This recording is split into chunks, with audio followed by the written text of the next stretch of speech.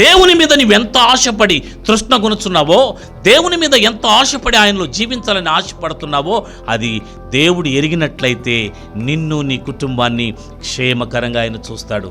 అప్పుడు మేడి చెట్టు దగ్గరకు వచ్చి అంటున్నాడు, మేడి చెట్టు కిందకు వచ్చి, జక్కయ్య దిగు, నేను నీ ఇంట ఉండవలసి ఉన్నది అన్నాడు. ఎవరింట్లో ఉండాలంట? నేను నీ ఇంట్లో ఉండాలి, దిగు. జక్కయ్య అనగానే జక్కయ్య దిగేశాడు. యేసుతో కూడా మరి ఆయన ఇంటికి చేర్చుకున్నప్పుడట ప్రజలందరూ సనుక్కున్నారంట. ఈనాడు నువ్వు దేవునిలో ఉన్నా, దేవుని చేర్చుకున్నా, దేవుని ఎదుగుతున్నా మనుషులందరూ విమర్శిస్తారు కదా. మనం ఎక్కువగా దేనికి భయపడతామంటే, మనం చేసేటువంటి పనులకి మన జీవితము మన మీద ఆధారపడి ఉండటం లేదు, చుట్టుపక్కల ప్రజల మీద ఆధారపడి ఉంది. వాళ్ళు ఏమనుకుంటారో, వీళ్ళేమనుకుంటారో, బాగుండదు బ్రదర్, ఇట చేస్తే బాగుండదు బ్రదర్ కదా. మన జీవితంలో మనం చేసేదంతా మన కొరకు మనం ఏం చేసుకోం బ్రదర్, మనము ఇతరుల కోసమే చేస్తాం. మన ఇంట్లో సోఫా సెట్ వేసినా ప్రజల కోసమే, మన ఇంట్లో ఏ అందమైనది మనము క్రియేట్ చేసి సృష్టించుకొని అమర్చుకున్న ఇదంతా మన కొరకు కాదు, ఇతరులు చూడాలి, ఇతరులు చూచి అబ్బా బాగా చేసావు, బాగుంది అని ఆనందపడాలని మాత్రమే మనం ఆలోచిస్తాం. చివరికి మనం తినే ఆహారం కూడా మన కొరకు మనం తినటం లేదు, ప్రజలు చెప్పింది ప్రజల కొరకు మనం తింటున్నాం. అంటే ప్రజలునే మనము సంతోషపెట్టడానికి, ప్రజలనే మనము చూచి వారి యొక్క తలంపులను మనం ఎరిగి వారికి ఇష్టానుసారంగా జీవించాలని ఆశపడుతున్నామే తప్ప, మనకంటూ ఒక జీవితాన్ని కలిగి మనము సంతోషం కలిగి మనం జీవించాలనేటువంటి ఆలోచన ఈనాడు లేదు. ప్రియమైన దేవుని బిడ్డలారా, ఇక్కడ యేసుక్రీస్తు ప్రభు ఏం పట్టించుకున్నాడా? ఏం పట్టించుకోలేదు. యేసు జక్కని పిలిచాడు, నేను నీ ఇంట ఉండాలి అన్నాడు. అయితే ప్రజలందరూ సనుక్కున్నారు. ప్రియమైన వారులారా, నువ్వు బాగున్నా నువ్వు బాగలేకపోయినా ప్రజలెవ్వరు నిన్ను పొగడరు, ప్రజలెవ్వరు నిన్ను సంతోషపెట్టరు, ప్రజలందరూ నిన్ను అబ్బా మంచోడండి, గొప్పవాడండి అనరు. ఎందుకనరంటే నువ్వు బాగుండడం ప్రజలకు ఇష్టం లేదు, నువ్వు సంతోషంగా ఉండడం ప్రజలకు ఇష్టం లేదు, నువ్వు ఆనందంగా అభివృద్ధి పొందడం ప్రజలకు ఇష్టం లేదు, నువ్వు సమాధానంతో బ్రతకడం ప్రజలకు ఇష్టం లేదు, నువ్వు సంతోషంగా భార్య భర్తల అందరూ కలిసి కుటుంబముతో పిల్లలతో కలిసి ఉండడం ప్రజలకు ఇష్టం లేదు. ఇవన్నీ ప్రజలకు ఇష్టం ఉండదు. కానీ ప్రజలకు ఇష్టం లేదని నీ భార్యని విడిచిపెట్టేస్తావా? ప్రజలకు ఇష్టం లేదని నీ బిడ్డల్ని వదిలిపెట్టేస్తావా? ప్రజలకు ఇష్టం లేదని నీ కుటుంబానికి దూరం అయిపోతావంటే దూరం కాకూడదు. ఎందుకో తెలుసా ప్రియమైన దేవుని బిడ్డలారా, ఈ మనుషులు నేను చాలామందిని గమనించాను. కుటుంబంలో భార్యతోనైనా బిడ్డలతోనైనా బయట ఉన్నవారు ఏది చెప్తే అదే చేస్తుంటారు. కొంతమంది కుటుంబంలో బయట వాళ్ళు ఏదైనా చెప్పారనుకో అదే వచ్చి ఇంట్లో అప్లై చేస్తుంటాడు.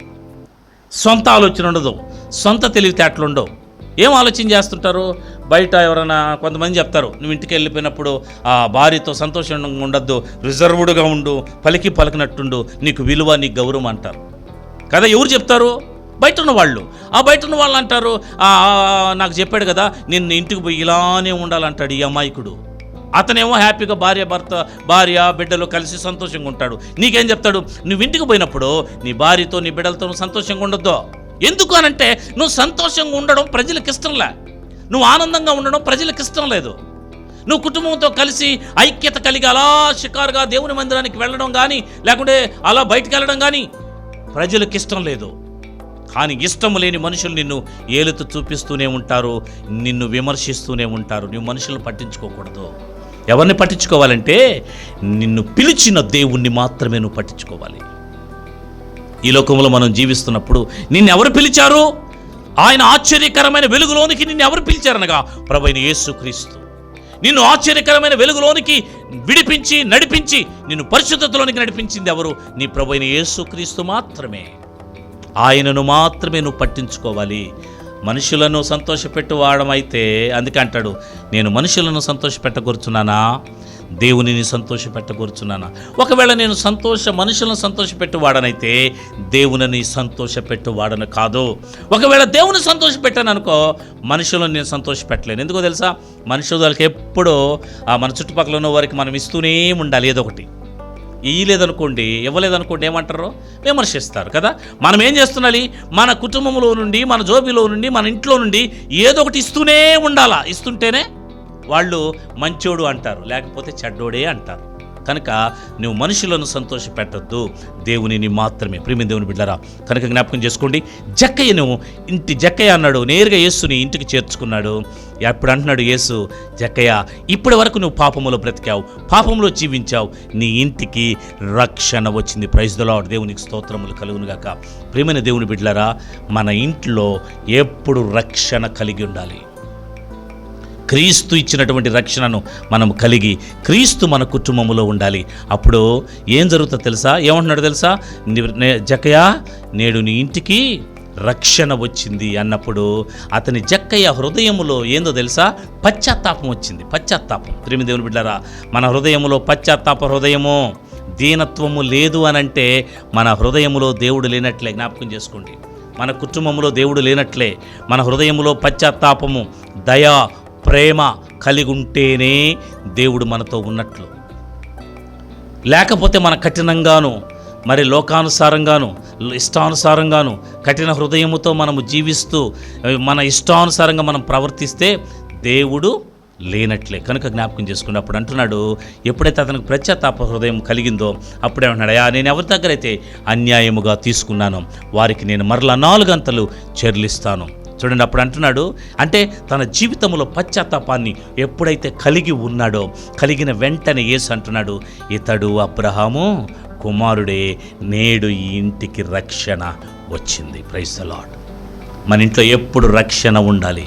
రక్షణ ఉంటే సంతోషం, రక్షణ ఉంటే సమాధానం, రక్షణ ఉంటే ఆనందం, రక్షణ ఉంటే కొదు ఉండదు. రక్షణ ఉంటే మన జీవితంలో ఎప్పుడు కూడా ఆనందంతో కూడినటువంటి జీవితమే మనం కలిగి ఉంటాం. ఎన్ని శ్రమలు వచ్చినా, ఎన్ని ఇబ్బందులు వచ్చినా, ఎన్ని ఆటుపోట్లు వచ్చినా మనల్ని ఏమి చేయలేవు. మన ఇంటిలో రక్షణ ఉంది. ప్రియమైన దేవుని బిడ్డలారా, అలాంటి రక్షణను మనం కలిగి జీవించాలని ప్రభు పేరట మనవి చేస్తున్నాను. దేవుడు ఈ మాటలు దీవించునుగాక. జక్కయ్య ఇంటికి ఏ విధంగా రక్షణ వచ్చిందో అలాగే మన ఇంట్లో రక్షణ ఉండాలి. జక్కయ్యను ఏ విధంగా యేసును చూడాలనుకున్నారో మనమందరం యేసును చూడాలి. యేసుని చూడకుండా, యేసుతో కలవకుండా, యేసుతో నడవకుండా జీవిస్తున్న క్రైస్తవ జీవితం నిష్ప్రయోజనమైంది. జ్ఞాపకం చేసుకోండి. యేసుతో మమేకమవ్వాలి. నిన్ను యేసయ్యా నా కుమారుడా నిన్ను పిలవాలి, నా కుమార్తె అని నిన్ను పిలవాలి. నా కుమారుడా నీ అవసరత ఏంటి, నా కుమార్తె నీ అవసరత ఏంటి, నీకేం కావాలి, నేనున్నానని పిలవగలిగినటువంటి ఆ యొక్క ధైర్యము నీకు ఉండాలి. ఉన్నప్పుడు మాత్రమే నీవు నిజమైన క్రైస్తవుడుగా దేవుని సన్నిధానంలో ముందు కొనసాగుతావు. అప్పుడు నీవు మనుషులను సంతోషపెట్టవు, దేవునిని మాత్రమే సంతోషపెడతావు. ఇదంతా నీకు కలగాలంటే యేసుని చూడాలనే ఆశ నీ జీవితంలో ఉండాలి. యేసుని చూడాలనేటువంటి ఆశ నీ జీవితంలో ఉన్నప్పుడు నువ్వు దేవుని సన్నిధానంలో ఖచ్చితంగా ఎదుగుతావు. పాపమైన, అపరాధములైన, దోషములైన మన జీవితంలో ఉండవు, మనల్ని విడిచి వెళ్ళిపోతాయి. పరిశుద్ధత మన జీవితంలోనికి వస్తుంది కనుక అప్పుడు మనం దేవుని చూస్తాం, దేవునితో ఉంటాం.